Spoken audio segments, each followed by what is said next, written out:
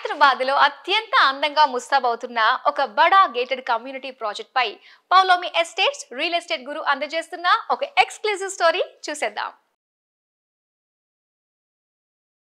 India's first and Asia's only second such venture was accompanied by the symbolic watering of the vertical green forest of the apartment complex. 360 life pioneers and మనందరికీ తెలుసు ఎప్పటి నుంచో అంటే 1972 నుంచే ఈ environment day అనేది celebrate చేయడం జరుగుతుంది. So last year 50 years celebrate చేసుకున్నారు and theme is only one earth అనే థీమ్ తోటి ప్రపంచ దేశాలకు కూడా పిలుపునివ్వడం జరిగింది. అండ్ 1973 నుంచి జూన్ 5th ప్రతి ఇయర్ కూడా వరల్డ్ ఎన్విరాన్మెంట్ డే జరుపుకోవడానికి విశ్వవ్యాప్తంగా పిలుపునిస్తున్నారు. సో అప్పటి నుంచి కూడా మనం వరల్డ్ ఎన్విరాన్మెంట్ డే జరుపుకుంటున్నాం. అండ్ దీని మెయిన్ థీమ్ వచ్చి అంటే మనం హెల్దీ లైఫ్ స్టైల్, అలాగే ఎన్విరాన్మెంట్ని కాపాడుకోవడం, అలాగే పరిశుభ్రత కోసం, పర్యావరణం కోసం పాటుపడాలనే ముఖ్య ఉద్దేశంతో ఎన్విరాన్మెంట్ డేని సెలబ్రేట్ చేసుకుంటాం. సో దాంట్లో భాగంగానే 360 లైఫ్ కూడా ఒక గ్రేట్ ఇనిషియేషన్ తీసుకొస్తుంది. So greater Hyderabad greener Hyderabad అనే ఇనిషియేషన్తో ముందుకొస్తుంది. సో ఒకే అంటే కన్స్ట్రక్టివ్ బిల్డింగ్లో కూడా నందనవనంగా మార్చుకుని healthy life style, greener life స్టైల్ని ఏర్పాటు చేసుకోవచ్చు అనేది ప్రూవ్ చేయడమే 360 లైఫ్ ఇవాళ సక్సెస్ఫుల్గా ప్రూవ్ చేసింది అని చెప్పుకోవచ్చు. So 360 Life, a leading developer in the city, with its presence in Cochin, Jaipur, Pune, Chennai, Kigali and Dubai, is committed to spearhead a strategic shift towards sustainability in development projects.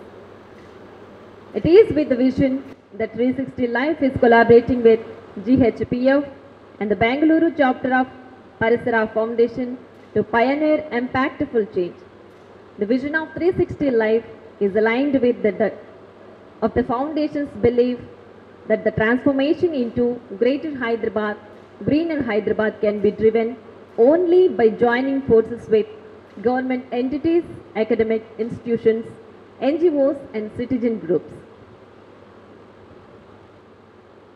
So the vision is to make Hyderabad greener with a clean air, piped supply of drinking water, perennial recharging of its water bodies, including wells, tanks, and groundwater resources with rain and recycled water, and renewal of urban and semi-urban forests, parks, and waterlands with rich biodiversity.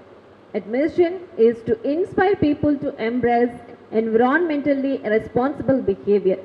Its approach is to be inclusive and collaborative. Among the founders of the GHPF are distinguished scientists Professor P.G. Divakar, ISRO Chair Professors, National Advanced Studies former Head of ISRO Remote Sensing Center, Dr. V.R. Hegde, Geospatial Planner, formerly consultant with World Bank and various government bodies, Sri Vamshidhar Pothilo of ATRI, Sri Namit Verma, globally awarded architect, and the others from the world of business and industry. And also the foundation in association with the National Institute of Advanced Studies, Bangalore, is also developing NIGA. So మన ముఖ్య అతిథులు జయేష్, రంజన్ గారిని stage మీదకి ఆహ్వానిస్తున్నాను. Please welcome sir. Professor T. Ravinder, Vice Chancellor, Osmania University. Please welcome, sir. Sri Tilotham Kolanu, Director, Andhra Pradesh Environmental Management Corporation. Please welcome, sir.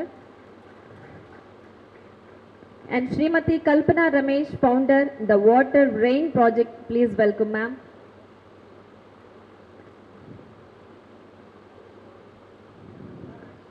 Okay. Among these invitees, please welcome Sri Prakash Belwadi sir, actor and director and co-founder of Greater Bangalore Parisara Foundation.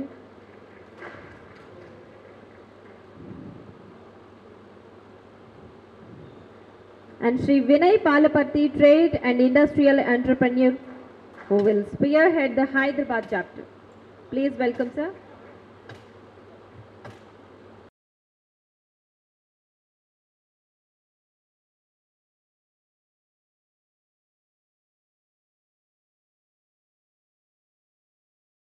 participants. First of all, my apologies that I have come late. I was supposed to be here at 3 o'clock, but we had a press meet of the minister at 2, which went on for quite some time. And one more apology that I'll be leaving early. So double apologies for coming late and for leaving early. But nevertheless, I'm very happy that I've been able to make it to this event. Today is a very special day. It is the World Environment Day. So I'm very happy that an environmental initiative which focuses on the community is getting launched today. The Greater Hyderabad Parisara Foundation is getting launched. My congratulations to all the stakeholders. I just learned that Prakash Garu has been doing something very similar for the last year and a half in Bangalore. And the approach is perfect because you require lots of data to do micro level planning, and that is the approach in looking at some of the major environmental challenges of our cities, problems like heat spots, problems like very high levels of pollution, urban flooding, etc., etc. So, but my only request would be that please also collaborate with institutions already in Hyderabad who are doing something similar instead of duplicating their effort. And I'll be very happy to facilitate all those connections, make all those conversations happen.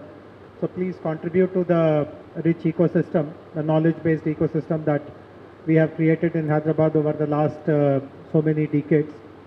I'm also very happy that another very important agreement is getting signed today. 360 Life is going to support the restoration of 2 step wells in the campus of Osmania University, which will be overseen by Kalpana Garu and her organization,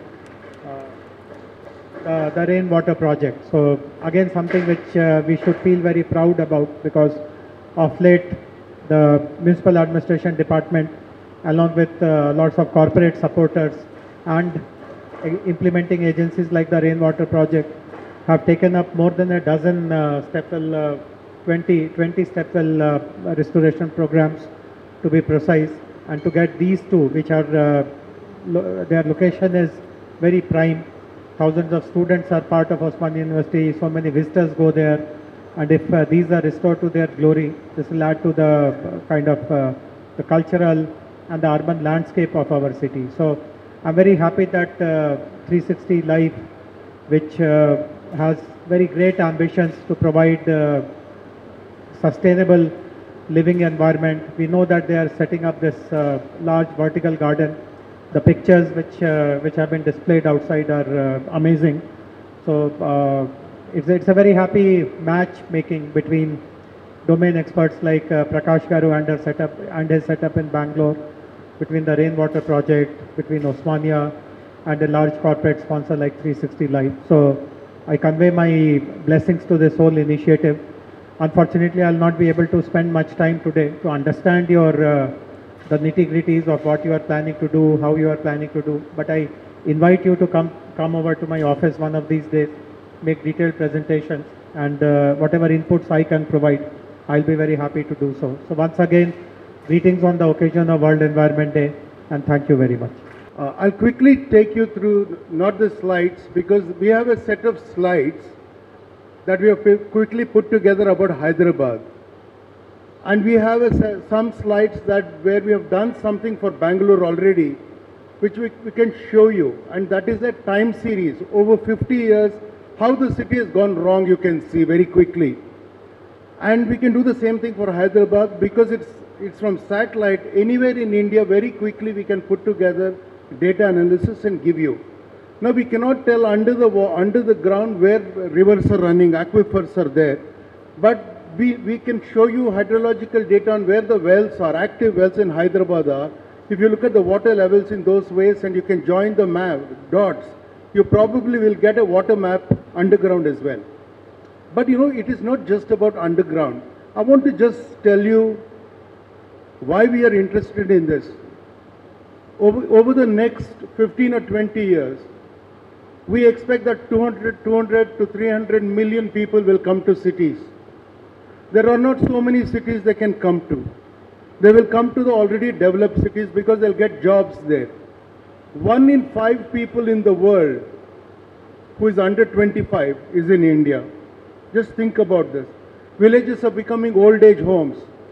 Old people are being abandoned in villages and everybody is coming to cities.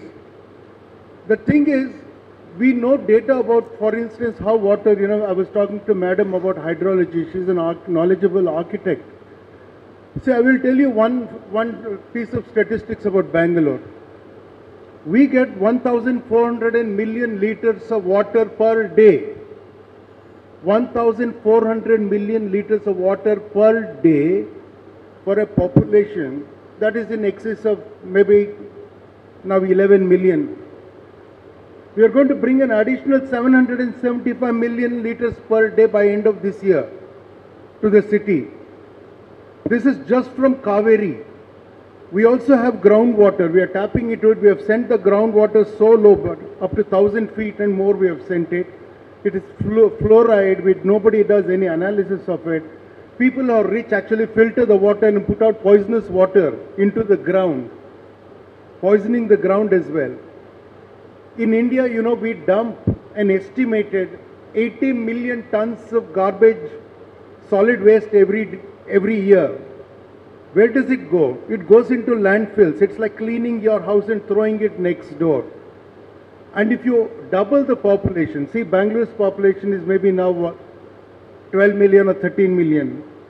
If Hyderabad's population becomes, I'll give you a horror figure, 2.5 million, before you're ready to receive that population, in the next, say, 8 years or 10 years, it's going to hit that. It's happened to my city, so I'm telling you, don't think it won't happen. Because there's no place to go for young people when they're educated and they want jobs. And we don't have any data analytics. So if we get, for instance, from rainfall water, we get about 18 TMC, and from Kaveri maybe another, say 15 TMC we get. Eventually, let's say we get 30 TMC. If you get, say, 3 million liters of water per day into the city, how do you drain it? Will not be very different. You will also need so much water. How do you drain it? It drains as it wishes. Actually, there's no channel for it to go. I will tell you one more thing. When it takes you through that, you will see, we'll get 5G, electromagnetic radiation, EMR. That is something we need to study. Do you know what effects it causes? Has anybody done a study? Have you done a ground calibration of saying, if you go to clinics and say, if you have a cluster of so many cell towers there and radiation there, what happens to children unborn, children in the fetus, small children, to mothers, to old people? What happens? We want to do something like this where we provide scientifically reviewed data that can be analyzed for soil, for water above ground, underground, flowing in sewages. We have 835 kilometers of drains in Bangalore, Raja Kaluves we call them. You will have drains here also. Somebody needs to map everything with gradient. You must dredge it and allow the water to flow. We will do a map for radiation where it is very bad. We will give you a micro map where you can update everywhere in this building what is the air pollution, PM2, PM10, sulfur dioxide, other noxious gases. We should be able to tell. 80% of carbon that is put into the atmosphere comes from just fossil fuels, which means for your vehicles, or if there are power cuts, you use diesel generators. This is what we want to do. Not actually get people to get angry and frustrated, but to make wiser decisions, which is data-based. So if you make a plan for the city, you use the ecological framework of the city and then do a map that facilitates life here. This is what we want to do. We want to work with government, not against the government.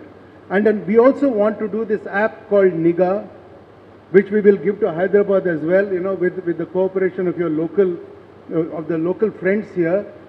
We will jointly develop it and we'll give it to you because we need Hyderabad data for it.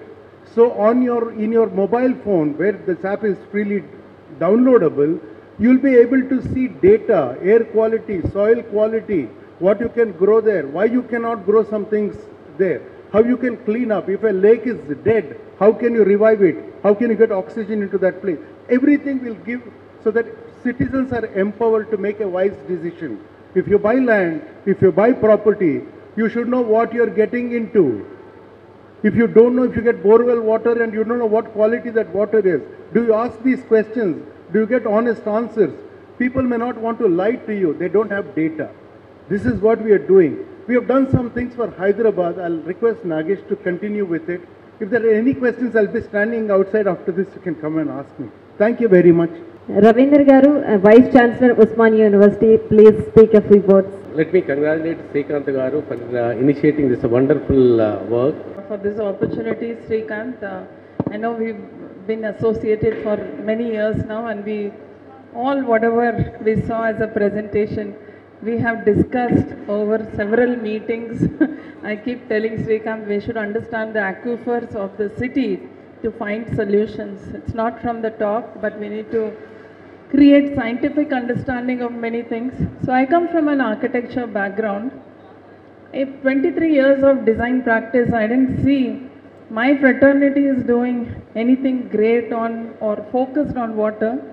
We are all very good in distribution of water within the typology of building we design, but where we take water from, what we throw back in the environment, usually doesn't come in the realm of what we understand as recycling is done because it's a mandatory.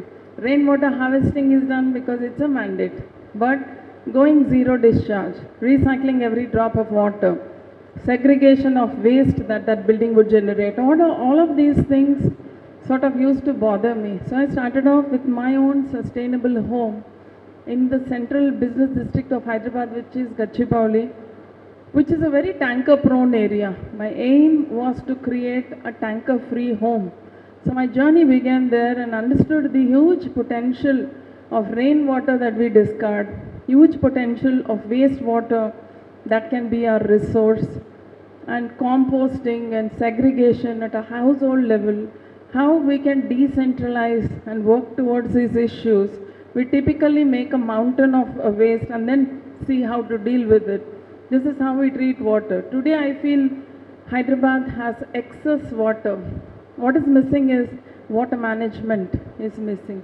We don't harvest our rainwater, we don't recycle our wastewater. We get huge amount of water from the rivers, no respect for river water. We use it for our flushes, we use it for everything mindlessly, because like Prakash said, there is no data on anything. There is no fear that this is a dwindling resource. There is no fear that we are already depending on rivers. That clearly says that we are not sustainable as cities. So what is sustainability today after COVID especially? Everyone talks about sustainability, but it's all in theory. How many of us actually live sustainable lives? How many of us do rainwater harvesting? How many of us segregate at home? So all these things, while it bothered me, after the sustainable home and after I realized the potential of all these, and last 12 years I'm very proud to say that we haven't got a single tanker into our house. So that itself is a big achievement. So after winning your battle at home, then what to do about our community? So in our community last 5 years, we don't buy a single common tanker. If you live in rolling hills in Gachibowli, if you sensibly use water, you don't need a single tanker for this 100 villa community. So we've made enough rainwater harvesting measures. So not just that, but spreading awareness through an NGO, which I'm a core member of. So I'm also part of TEDx Hyderabad. So we created a society to run our TEDx events. So the whole year we thought we should do social impacting work, and I picked water. So the last 10 years was spent in understanding all the gaps. Why does not a community resonate with a garbage filled well or a lake? What is that connect we are missing? Why are we are extremely tap and tanker society today? How do you bring back the people and community and water connect? So what are those templates that I can create? Today 80% of the rainwater harvesting pits in our city simply do not work because we don't maintain. We've become extremely lazy that we build something and we cannot maintain it. So instead of broadcasting do rainwater harvesting, we came up with solutions where you don't have to maintain. So we have almost maintenance-free solutions. How do they do it in Germany? How do they do it in Berlin? We understood those, and we understood there are Make in India products which can do modular rainwater harvesting. So as a design studio, we slowly started evolving into water conservation activities, and we have been able to put back millions of liters of water into the ground. We have worked with institutions, we work with resorts, we work with hospitals, we work with hotels, we work with, builders like Srikanth who really believe in these things, and a lot more builders. We are trying to get them into the realm of things. While 60% of these are projects where we make them go zero discharge. As an enterprise, now first of all, why did I build an enterprise from an NGO? That also is a story. 8 years on ground, broadcasting awareness didn't take me anywhere. I thought it was a stupid waste of my time. My time is not productive and my time is extremely valuable. So I said, this is not the way to go. But working as an NGO, working closely with communities, lake communities and all of them, I understood the gaps. So why is government not interested? Government is though well intended, why are they not connected to these projects? What are those things that can connect a politician, connect a government as a stakeholder, connect communities as a stakeholder? So I understood these things and I wanted to experiment, bring those kind of teams and experiment on templates with starting an enterprise. Now the enterprise creates a clear, detailed project plan, a DPR. What do I do with a well if it's filled with garbage? What is the first step and what is the last step? So we've literally gone through this process. So we know how to rope in the government, how to rope in. So what is that holistic circularity? Gachibowli step well we restored. Masjid right next to it was putting the sewage line into that. Now from that, undoing that, that's where the government arm comes in, because we need the government. I absolutely believe that I don't do government bashing because I don't believe in it. I believe we should walk hand in hand, work with the government and make things happen. Distinguished guests and my dear staff and customers, good evening everyone. The primary motive of 360 Life has always been looking at real estate as a social enterprise with commercial viability, as opposite to looking at real estate as a complete commercial enterprise. Just like how a doctor should look at his profession with so much integrity, a builder has a complete responsibility, because the apartment or the flat or the villa in which a customer resides will decide the dynamism and energy level of the individual on a daily basis. If you look at today's scenario, under construction projects are contributing significantly to air pollution, resulting in a lot of dust accumulation and disturbance to the surroundings.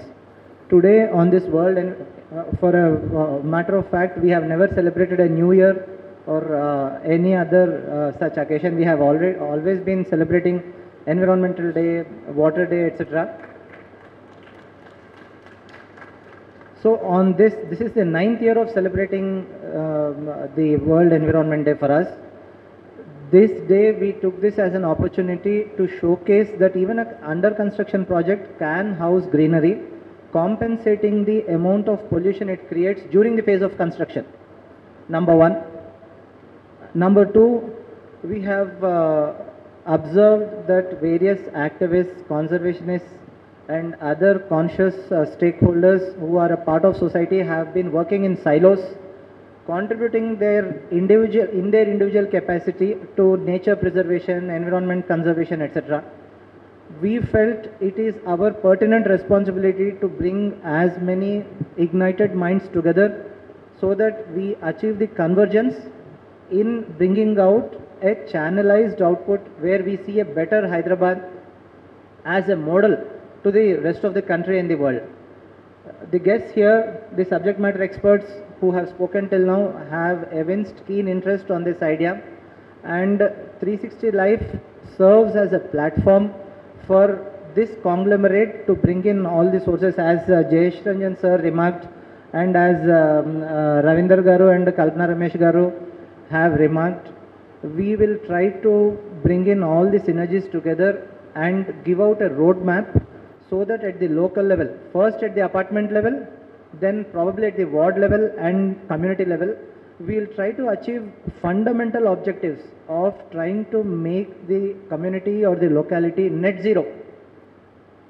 As we have previously discussed, we have previously researched, see, net zero is not an initiative that can be achieved as a target point. It has to be a continuous journey involving the important stakeholders like government, other quasi-government institutions, and other scientists and technologists together.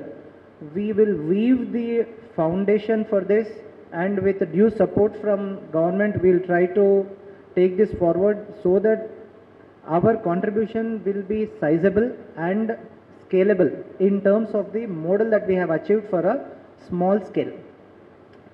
For this initiative, we are very happy that you people have shown so much interest, spent your valuable time, and have been a part of this event. We thank you again, and we look forward for your cooperation and participation like this for the events to come. Thank you.